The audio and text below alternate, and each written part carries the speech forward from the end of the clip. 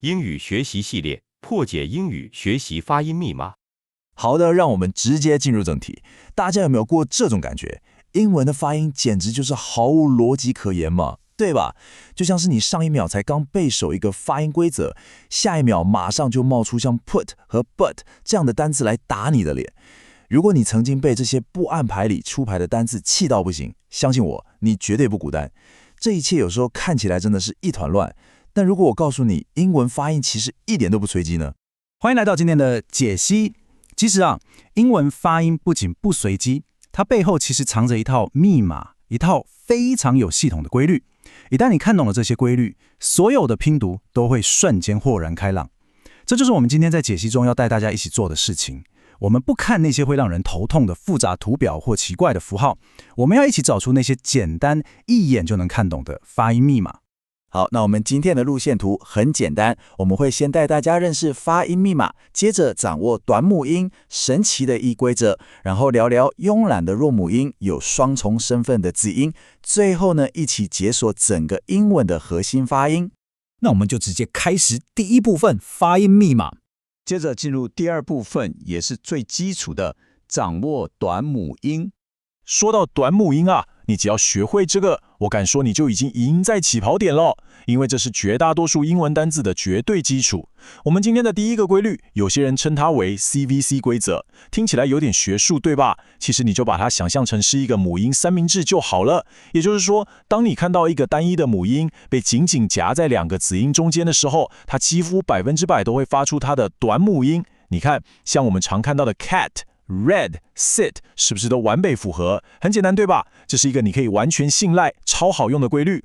不过呢，这里最有趣但也最常卡关的地方就是短母音 a， 也就是 cat 里面的那个音。很多学英文的人都在这里碰壁，但秘诀其实不在于你听得多仔细，而是你的嘴巴到底有没有跟着动。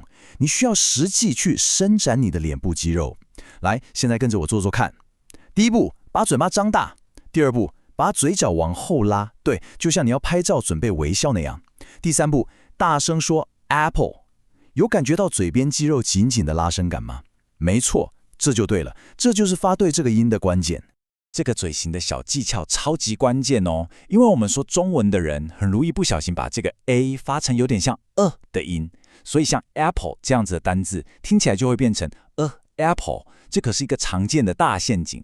大家仔细听听看这两者的差异，它绝对不是apple， 而是嘴角拉开的 apple， 嘴型一变，发出来的声音就完全不一样了。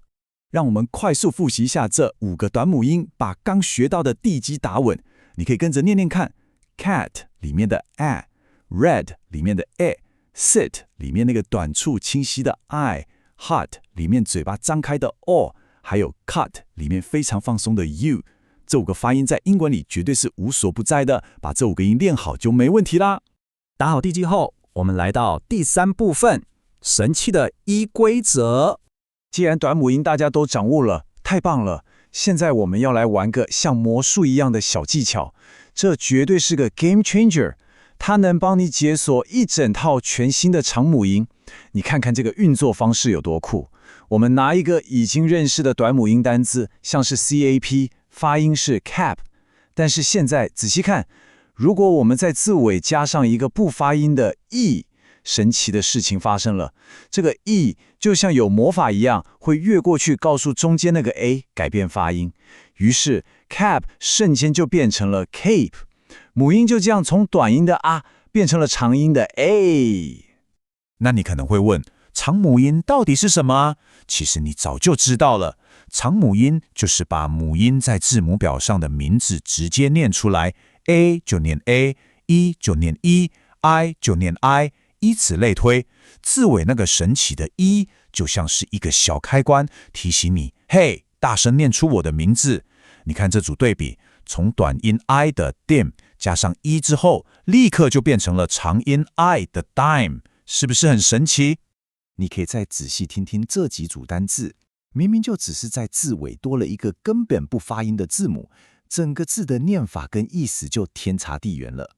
tap 变成 tape，cut 变成 code， 还有这里的 tub 加上 e 就变成了 tube。只要你看懂了这个模式，你会发现它在英文里简直无处不在。到这里，我们已经掌握了短母音和长母音，最繁重的工作其实你都已经完成了，我们快到终点线喽。接下来我们进入第4部分，来聊聊一个很特别的慵懒的弱母音，也就是 schwa。现在我们只需要把最后几块发音拼图拼上去就好了，也就是来看看英文里一些有趣的小怪癖。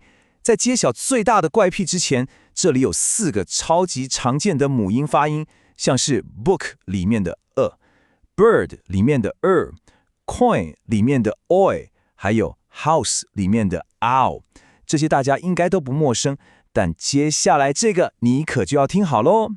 这可以说是英文发音里最重要的语言怪癖，它有一个专业的名字叫 schwa 弱母音，但我私底下都喜欢叫它懒人音。为什么叫懒人音呢？因为你发这个音的时候，你的嘴巴完完全全不需要用力，什么都不用做，它就是一个轻轻带过的音，就像 about 或者是 sofa 里面的 a 一样，就是这么放松。但你知道最夸张、最让人跌破眼镜的是什么吗？别看这个音听起来这么偷懒，它竟然是整个英文语言里面出现频率最高、最常见的单一发音。没开玩笑，真的是第1名。这个听起来有气无力的音，其实就藏在我们每天说的每一句英文里面。好，聊完母音，我们来看看第5部分，拥有双重身份的子音。嘿，搞怪的可不只有母音哦，有些子音啊，就像超级英雄一样，平常可是隐藏着另一个秘密身份的。举个例子，大家最怕的 th， 有时候它只是舌头轻轻吐气的声音，像在 think 里面，但其他时候它又会像蜜蜂一样震动，嗡嗡响，像在 this 里面。再看看美式英文里的 t， 有时候它是像 table 里那种清脆利落的敲击声，但在很多单字里，它会滑过去变成一个快速又轻轻的音，像在 butter 里面那样。